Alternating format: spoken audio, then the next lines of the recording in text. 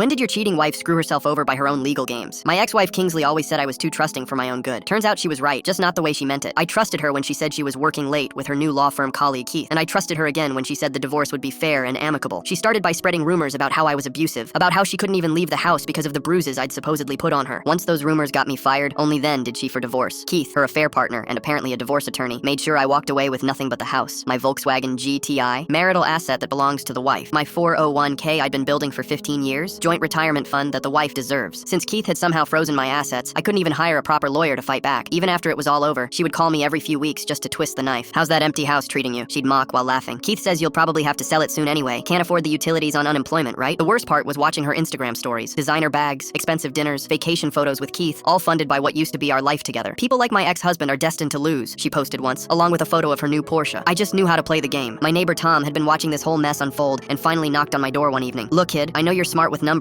I can offer you a job at my firm. It's an entry-level position, but it's Wall Street adjacent." I said yes without even thinking, but it turned out to be the best decision I'd ever make. Tom's small investment firm specialized in municipal bonds, not glamorous, but steady money. I worked 16-hour days, studied market analysis at night, and slowly climbed from coffee-fetching intern to junior analyst. Meanwhile, Kingsley's perfect life with Keith started cracking. Turns out Keith had been using the same creative asset redistribution tactics on his other clients, including some very wealthy, very angry people who didn't appreciate being robbed. The state bar launched an investigation. Kingsley would drunk text me occasionally. "Keith is stressed about work stuff, but we're fine. Better than fine." But her Instagram posts became less frequent. The designer clothes started repeating, and the vacation photos stopped entirely. I kept my eyes closed and focused on rebuilding my life. It took me 2 years, but I finally bought another Volkswagen, and this time I even paid in cash. Then I refurnished the house with real furniture, not just the necessities that Kingsley had left me with. Even got a 75-inch TV for the living room Keith used to mock as pathetically empty. Speaking of Keith, he actually got disbarred and hit with federal fraud charges. I knew because Kingsley called me sobbing one night. He took everything when he ran. The penthouse was in his name. The cars were leased through his firm. Even my jewelry was apparently collateral for some client debt. I thought she was going to ask me for help from the same man she'd screwed over, but she did something even worse. She hired a new lawyer and went full psycho trying to steal my newly furnished house. Legal letters started arriving weekly. Demand for immediate transfer of property. Notice of intent to sue for rightful ownership. Final warning before legal action. Her new attorney claimed that since I'd illegally hidden assets during our divorce, the house that was left to me by my parents, she was entitled to 50% ownership of it. Pure nonsense, but she thought she could intimidate me like the old days. I guess she didn't realize how much I'd grown. Instead of panicking, I started replying to her using memes. The Navy SEAL copy pasta when she threatened to destroy me in court. The "oh no anyway" Jeremy Clarkson gif when she demanded I should sign over the deed immediately. My favorite was responding to her final notice with just the word "LOL" in Comic Sans font. 2 years of studying financial law and watching legal proceedings had taught me to spot empty threats. After she realized her scare tactics weren't working and that she didn't have a leg in court, she tried one last-ditched effort by calling me in tears. "John, please, I know we had our problems, but I'm literally living in my car. I lost my job, my credit is destroyed, I just need somewhere to stay while I figure things out." I let her finish her whole speech about how we used to love each other and how she made mistakes but learned from them. Then I said, "Sorry, Kingsley, you made your choice, now live with it," and hung up.